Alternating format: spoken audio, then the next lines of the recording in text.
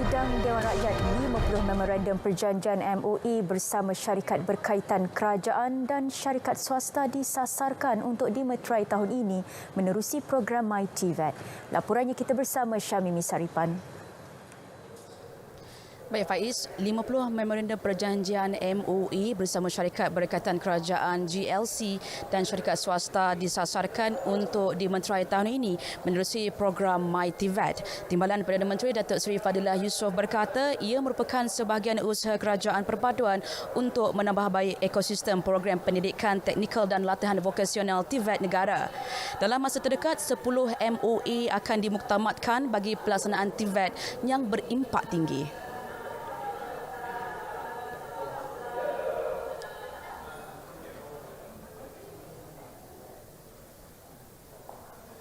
Sebagai langkah quick win, pelaksanaan kerjasama program TVET secara spesifik mengikut bidang di ILKA bersama syarikat swasta atau GLC akan segera dilaksanakan menerusi pemeteraian Memorandum Perjanjian MOA.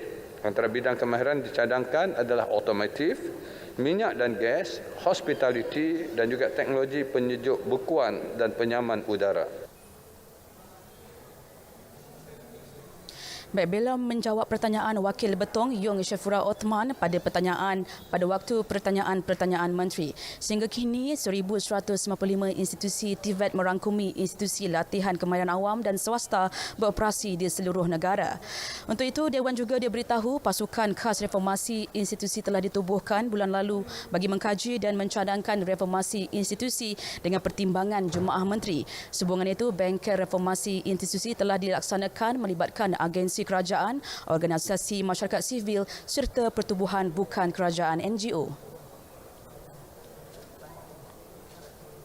Kerajaan Perpaduan memandang serius agenda reformasi institusi ini dan akan mengambil tindakan yang tuntas bagi merealisasikan agenda ini. Kerajaan akan memastikan sebarang reformasi yang dilaksanakan ini dengan mengambil kira pandangan semua pihak yang berkepentingan. Terima kasih. Pasukan khas itu dipengerusikan Menteri di Jabatan Perdana Menteri Undang-Undang dan Reformasi Institusi Datuk Seri Azalina Othman Said. Sementara itu, pasukan petugas khas reformasi sektor awam STAR akan dimenerajui inisiatif untuk mengurangkan kesesakan di hospital kerajaan. STAR yang diketuai Ketua Setiausaha Negara sedang meneliti dan akan mengambil langkah perlu bagi menyelesaikan isu berkenaan.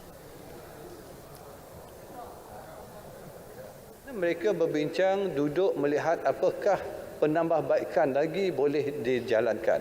Untuk itu, maka mereka melaksanakan program secara short term, mid term dan juga long term di mana jalinan kerjasama dengan the private sectors, private hospital dan juga pengamal-kamal perubatan klinik-klinik swasta untuk berkongsi di mana sebahagian pesakit-pesakit yang mungkin bukan menghadapi penyakit yang kritikal akan boleh mendapat perubatan di klinik-klinik swasta. Beliau menjawab pertanyaan Wakil Sibu Oscar Ling Chayu mengenai langkah kerajaan menangani kesesakan di hospital kerajaan. Baik saudara, harga hanya komoditi beras basih dikenakan permit import AP. Manakala pelaksanaan AP untuk 4 jenis komoditi pertanian lain seperti keratan ayam dan ayam bulat, susu cair, kobis bulat dan kelapa tua masih sudah pun dimansuhkan tahun lalu. Timbalan Menteri Pertanian dan Keterjaminan Makanan Chan Fung Hin berkata, pengekalan pelaksanaan AP kepada komoditi beras bagi melindungi makanan ruju rakyat dan pesawah yang terlibat dalam industri beras tempatan.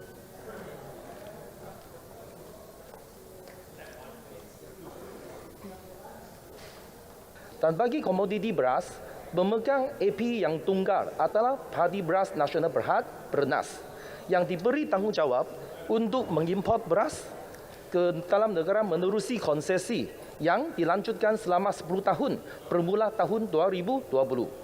Terdapat 10 obligasi sosial yang perlu dipatuhi PERNAS di dalam terma konsesi tersebut merangkumi tambahan jumlah simpanan stokpil beras negara bagi tujuan sekuriti makanan negara.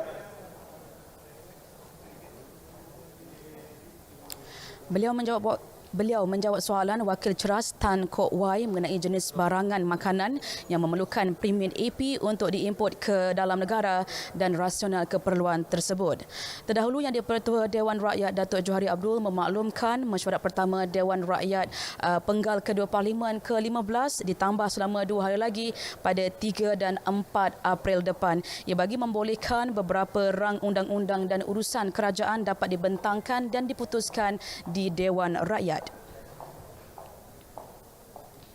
Dimaklumkan bahawa Yang Amat Berhormat Perdana Menteri selaku Ketua Majlis telah menambah 2 hari bagi mesyuarat pertama Dewan Rakyat Penggal Kedua Parlimen ke-15 tahun 2023 selaras dengan Peraturan Mesyuarat 11/2 Peraturan Majlis Mesyuarat Dewan Rakyat, iaitu pada hari Isnin 3 April dan Selasa 4 April 2023.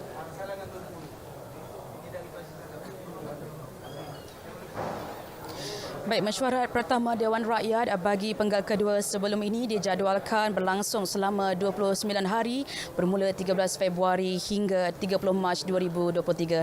Baik, saya kira itu saja perkembangan dari Dewan Rakyat. Kita teruskan mengikuti perincian berita tengah hari bersama Faiz Syahira di Angkasa Puri. Silakan Faiz. Mimi, terima kasih.